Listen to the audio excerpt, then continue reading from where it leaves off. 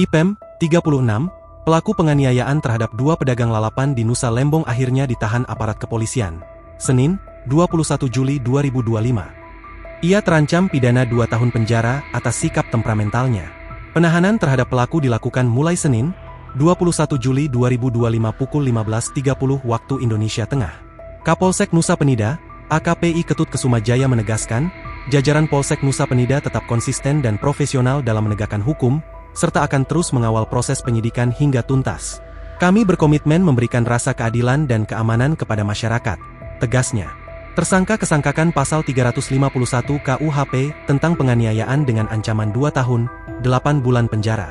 Setelah diperiksa, pelaku mengaku nekat melakukan penganiayaan karena tidak dilayani top-up dana untuk mengisi token listrik.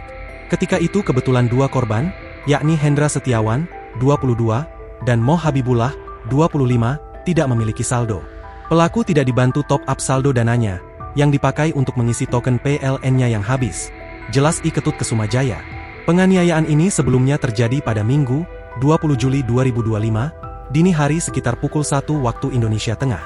Saat itu korban yakni Hendra dan Habibullah, seperti biasa berjualan lalapan di sekitar Jembatan Kuning Lembongan. Tiba-tiba mereka didatangi oleh pelaku, IPEM yang ketika itu datang bersama teman wanitanya. IPEM datang dalam keadaan emosi, diduga karena sebelumnya ia tidak dilayani top-up saldo oleh korban. Tanpa alasan jelas, pelaku tiba-tiba menganiaya Hendra. Tidak berhenti di situ, pelaku juga menyerang Habibullah. Pelaku bahkan sempat memukulkan botol kaca ke rombong milik warung korban sebelum akhirnya melarikan diri. Download Tribun X sekarang, menghadirkan lokal menjadi Indonesia.